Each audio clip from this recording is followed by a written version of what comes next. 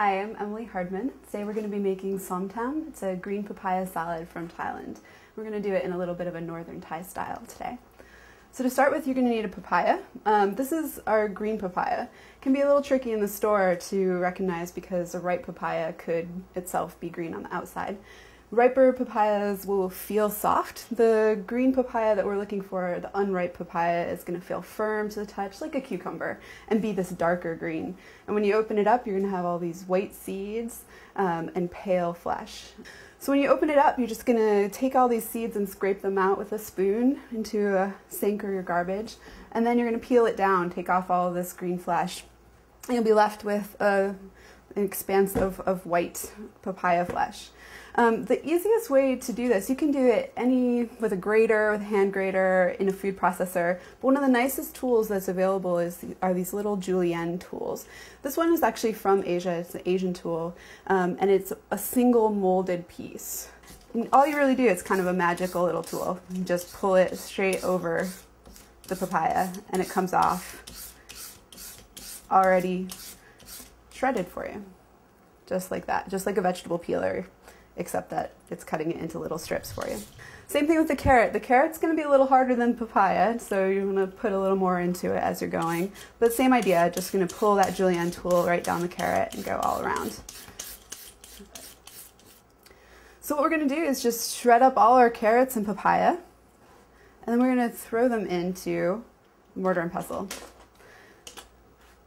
So we're lucky because we do have a nice big one here. If you have a little smaller one at home, we can do this in batches. I've also experimented with other techniques for getting our papaya and carrot a little softer. You can put it in a shatterproof bowl and kind of bang away at it with a mallet, or if you have a meat tenderizer or something like that will work. And even here, we have maybe a little more material than we want for just the size bowl that we have. So you can start off with just one batch, put that in there. The reason that we're doing this, the reason we want to start pounding it down, is because we have this very crisp papaya, we have a very crisp carrot. We want to preserve some of that crispness, but also soften it a little bit so that it's not all as hard texturally. And also we're going to be bruising it so that it'll absorb the sauce that we're going to make later.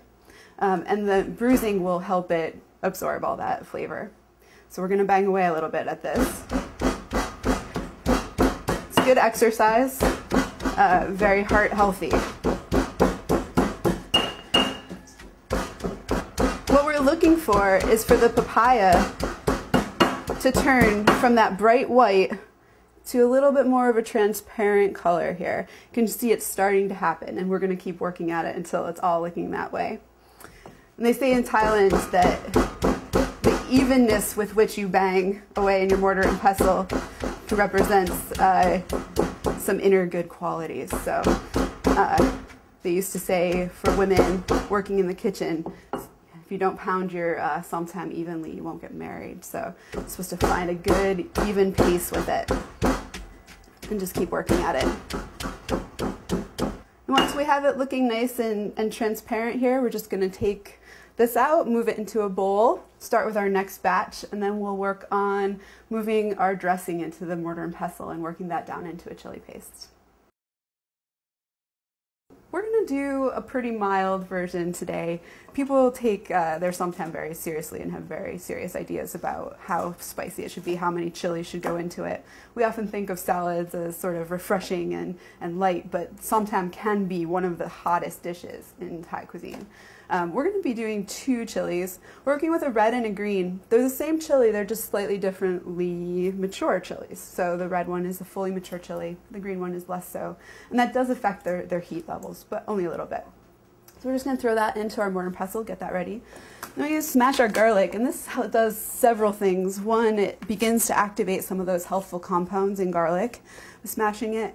2, it gives us a head start on some of the work we're going to need to do in the mortar and pestle. So we smash that a little bit, comes already to activate and smell fresh and nice. We're adding a little bit of salt. That's going to help break down that garlic a little more for us too.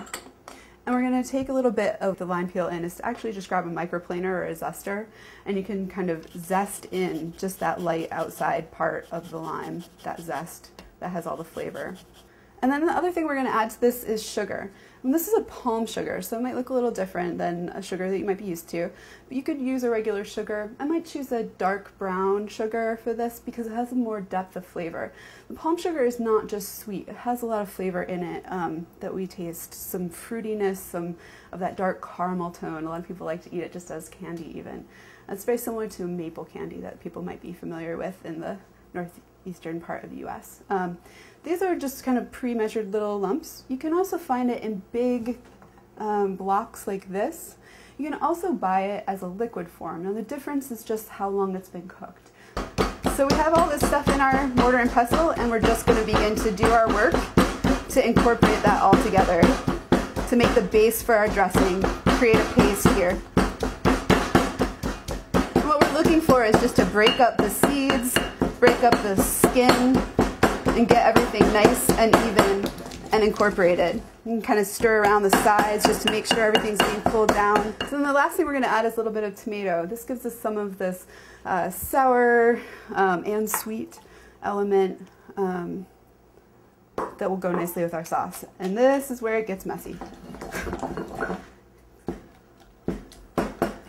So we're going to work on this a little carefully, and then we will be ready to put our finishing touches on the dressing and combine everything together and serve it. Alright, so we're almost done with our somtam, the papaya salad. Combined our chili paste and the tomato dressing in with our pounded papaya, which is nice and translucent, which is what we're going for, and our softened carrots. Kind of stirred that up. And now we're just going to add a little bit of seasoning. So we're going to take our tamari. You could do a soy sauce as well, it's fine. Some people also use fish sauce, it's fine. Pour that in. Have our lime juice to add here. This has a little bit of lime zest, so we're going to go easy on it. This is where you want to keep tasting and trust yourself, really check in with what you like. Some people like it a little more sweet. You could add a little more sugar here, you could add a little more salt, you could add some more spice. So check in with it, see what you like. Really stir that up and get the dressing nice incorporated and fully covering the papaya and the carrot. Then what we have here is a mixture of chopped mint and Thai basil. Thai basil is really a wonderful dynamic herb, has lots of anise notes and good basil freshness, so I like to add that in here. A lot of people use that just as a garnish, but I really like having the herbal elements play throughout this whole salad. So I just kind of mix in nice big chunks to keep it pretty. If you chop the herbs up a little too fine, it kind of becomes a dark and speckly looking thing. I like the bigger chunks here, but again, it's up to you. So then if you want to just serve this as is, which is a wonderful way to eat it, you can just transfer some to your plate, like this. Make sure you get those herbs in there. Kind of arrange a little bit. And then we have some peanuts, some roasted salted peanuts, so we've just lightly crushed in the mortar and pestle. And that is the traditional topping, so I like to do a little bit across the plate. It gives you a little bit more saltiness. As it stores in your fridge, it'll still stay great with flavor, but it will get a little softer. So as a salad now, just freshly pounded is the time to eat it. If you want to keep it as a condiment, you can keep it in the fridge and use it that way too. And so then you have this great papaya salad, little somtam, taste of Thailand to enjoy.